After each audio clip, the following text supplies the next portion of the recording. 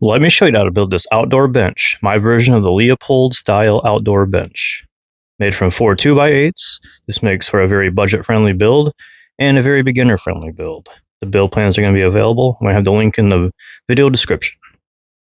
We're going to start by cutting all of our pieces out of the 2x8s. We're going to need 4 pieces at 48 inches. That'll be 2 of the 8-foot 2x8s right there. That's going to be the seat and the back, 2 boards for each. And then we'll need 2 pieces at 38.5 inches. That's going to be for the long legs. And then 2 pieces at 26.5 inches. Those are going to be for the short legs. We'll cut our angles on the long legs, which are going to be parallel 30-degree angles from the end of each side of the 38.5 inch boards. And that's what we're doing here, is cutting our first 30-degree angle, and then we'll go and cut our second 30-degree angle that's parallel, so we'll just slide the board down. We're going to do this to both of the 38.5 inch pieces. So once we have that first one done, we can use it as a template and kind of trace out our lines or just match it with the saw, which I'm doing here. Makes it a little easier and less measuring. Cut that second 30-degree angle. I'll move it over to the table and measure 17 inches down from the long point and then 4 inches over. I'm going to connect the dots using a straight edge, and we're going to cut that with a circular saw. By cutting this piece out, it'll have that slanted back look, so it doesn't look so square and bulky. But using a circular saw, you can probably use a jigsaw for this. It's just a small cut.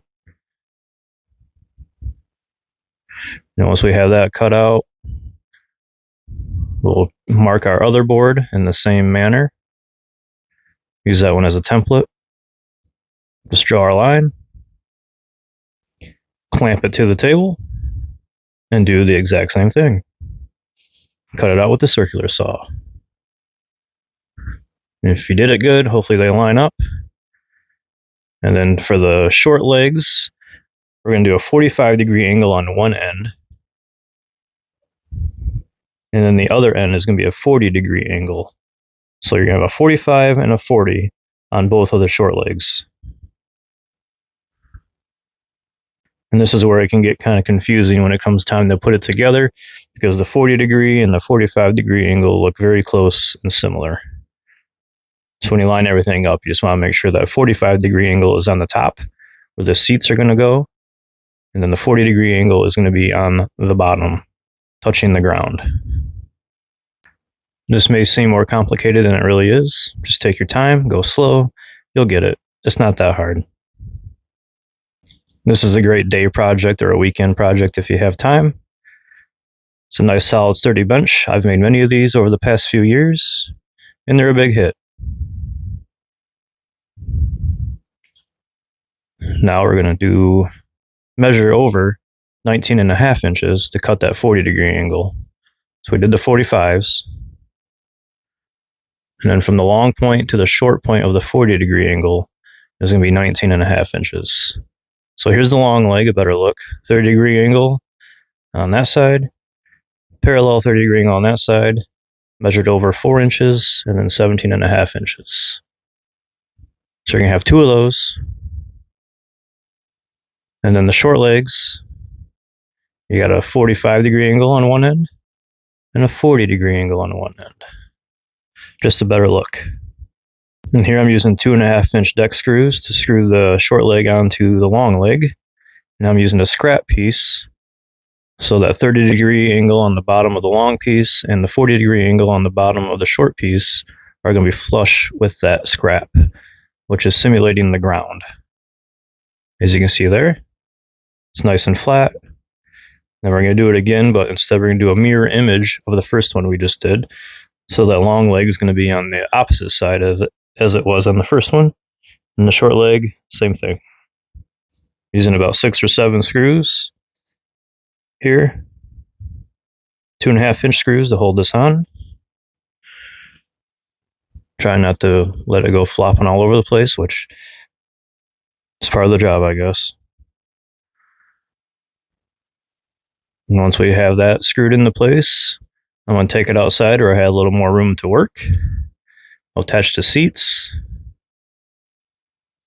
It's easier to do the seats first in the back because you can let it stand up like this. And then I'm looking for a 2-inch overhang on that front board from the tip of that 45-degree angle on the short leg. So once I got my 2-inch overhang, I'm just going to add a couple more 2.5-inch screws.